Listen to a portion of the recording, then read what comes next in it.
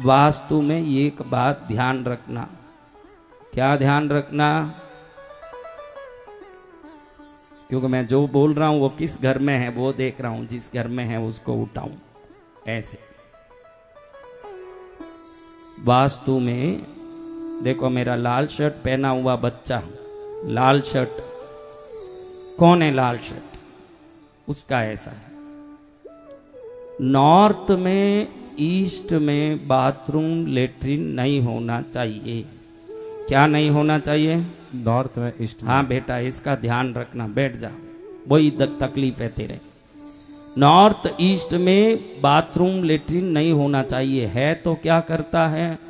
धीरे धीरे आदमी को अपने काम से दुखी करता है, पैसे को रोकता है, परेशान करता है, सब प्रकार से परेशान होना पड़ता है।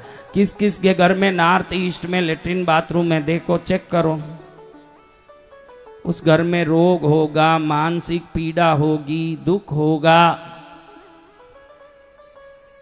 सब होगा, कोई ना कोई अभाव होगा, दुख होगा। नॉर्थ ईस्ट में बाथरूम लेटरिन ना हो, अगर हो और खुद का हो तो उसको बंद करके कोई उसको समाप्त कर दें, वो इजी काम है। क्योंकि इसमें अल्ट्रेशन काम नहीं आता, भाई ऐसे रख दिया चलेगा नहीं, उसको बंद करना ही पड़ता है। और देखो, कुछ घरों में दक्षिण में बोर डाला हुआ है,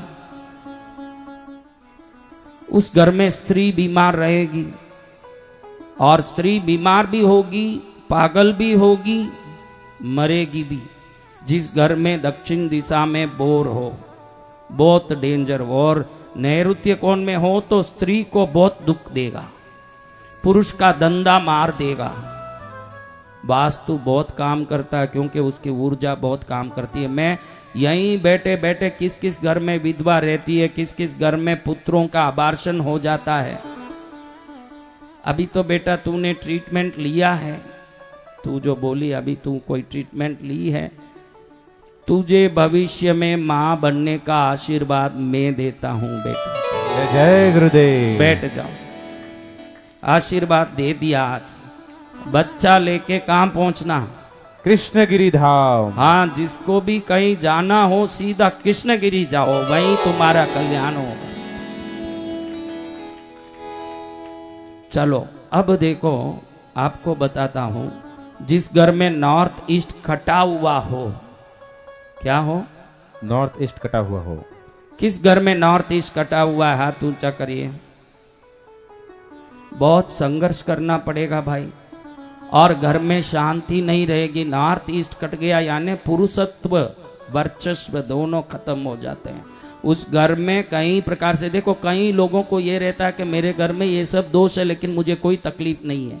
इसका बराबर से विश्लेषण दे देता हूं कि अगर आपके घर को लेके या बना के 12 वर्ष नहीं हुआ है तो 12 वर्ष तक वास्तु बड़ा असर नहीं दिखाता। वास्तु अपना पूरा बल दिखाने के लिए एक स्थान खरीदने या बनने के बाद मिनिमम 12 वर्ष लगता है, उसके बाद ही वो काम चालू करते हैं अपना।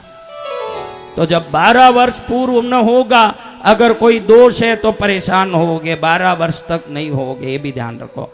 और कौन कौन उत्तर दिशा की ओर सिर रख के सो रहे हैं? उत्तर दिशा में सिर रख के सोने वाले कौन हैं? उत्तर यानी नॉर्थ। अच्छे से हाथ उठाइए जो नॉर्थ में सिर रख के सो रहे हैं। है तो सही, लेकिन अब हाथ नहीं उठाएंगे, अब उनका आ गया शर्म थोड़ा। पहले तो उठाई थी, अब बोले कि महाराज क्या बोलेंगे और वो सुनना पड़ेगा, इसलिए हाथ को क्या कर लिया? अरे तू हाथ नीचे कर या ऊपर कर, तेरा जो होना है वो होके ही रहेगा, उसमें कोई बदलाव नहीं है। नॉर्थ में जो सिर रखेंगे 12 वर्ष के अंदर हार्ट प्रॉब्लम या पागलपना आएगा, ये गारंटी है। या तो पागलपना चढ़ेगा या हार्ट में कोई तकलीफ होगी या कोई बीमारी लग जाएगी। सिर कभी भी दक्षिण की ओर होना चाहिए। किधर? दक्षिण की ओर। जो दक्षिण की ओर सिर रख के सोता है उसके दिमाग के तरंगों को नींद के समय प्रकृति की ऊर्जा निकाल नहीं सकती, वो स्वस्थ भी रहेगा, सुखी भी रहेगा। किस तरफ सिर रहना चाहिए बोलो? दक्षिण की ओर। अगर नहीं है तो पश्चिम की ओर हो सकता है। किस तरफ? पश्चिम की ओर। उत्तर की ओर हो तो 12 साल में क्या बीमारी या पागलपन या हार्ट प्रॉब्लम। कई लोगों को पागल है वो भी मालूम नहीं पड़ता। पागल ज्यादातर खुद को ज्यादा होशियार समझते हैं, ये भी एक तकलीफ है। कई पागल खुद को ज्यादा होशियार समझ रहे हैं, ऐसे कोई पागल ना हो। पलंग आपके घर में, इस घर जितने लोग बैठे हो घर के सबसे बड़े लोग हों, वो सब हमारे घर में हम ही बड़े हैं, वो सब हाथ ऊंचा करिए, हमारे घर में हम ही बड़े हैं। उन सबका पलंग नैऋत्य में होना चाहिए, नैऋत्य दिशा में दक्षिण की ओर मुख करके। अगर वो नैऋत्य कोण में सोते हैं तो उस घर का सभी व्यवस्था सुचारू रूप से चलेगा, सर्वोत्तम चलेगा, कोई कमी नहीं होगी। जय जय गुरुदेव। किस दिशा में होना? नैऋत्य, नॉर्थ ईस्ट खाली होना घर का। कौन सा खाली होना? North east. और सबसे ज्यादा ऊंचाई, घर की ऊंचाई, इसलिए वाटर टैंक को सदा साउथ वेस्ट में रखना चाहिए। कहाँ रखना चाहिए? साउथ वेस्ट में। तो ऑटोमेटिक क्या हो जाएगा? घर ऊंचा हो जाएगा अगर साउथ वेस्ट में वाटर टैंक रखते हो तो। दक्षिण में पानी नहीं होना चाहिए। कौन बहने दक्षिण में बोरवेल किसके हैं वो थोड़ा देख लीजिएगा, क्योंकि स्त्रियों के लिए घातक कार्य है। मैं जो भी बोल रहा हूं किसी को कोई सावधान नहीं कर रहा हूं, शास्त्र में जो लिखा है उसको मैं आपका ज्ञान दे रहा हूं, आप ये ध्यान रखना। किसी को डरा नहीं रहा हूं। आप सोचो कि महाराज जी आए हमारे मन में घबराहट हो गई, हम किसी को डरा नहीं रहे हैं। वास्तु के बारे में शास्त्र में जो लिखा है वो बात आपको हम बता रहे हैं, आप समझ लो, और वो होके ही रहेगा, ये गारंटी है, वो होके ही रहेगा। अब इतनी बातें वास्तु की है कि बताना बहुत मुश्किल है। ये पृथ्वी जो है, ये पृथ्वी नॉर्थ ईस्ट की ओर टिल्टेड है, पूरा पृथ्वी 21.5 डिग्री ऐसे नॉर्थ ईस्ट की तरफ ढला हुआ है पृथ्वी। इसीलिए हमारा घर भी साउथ वेस्ट से नॉर्थ वेस्ट ईस्ट की ओर ढला हुआ होना चाहिए। जब पानी डालो साउथ वेस्ट में तो वो ईशान कोण की ओर पानी दौड़ना चाहिए। ऐसा कोई घर है तो उस घर में सुख समृद्धि की सदा आनंद होती रहेगी। जय जय गुरुदेव। कैसे होना चाहिए बोलो? साउथ वेस्ट से पानी डालें, नैऋत्य कोण से सीधा वो नॉर्थ ईस्ट की ओर ईशान में बहना चाहिए। अगर ऐसा कोई घर है वो चक्रवर्तियों का घर है, वो आनंद का घर है।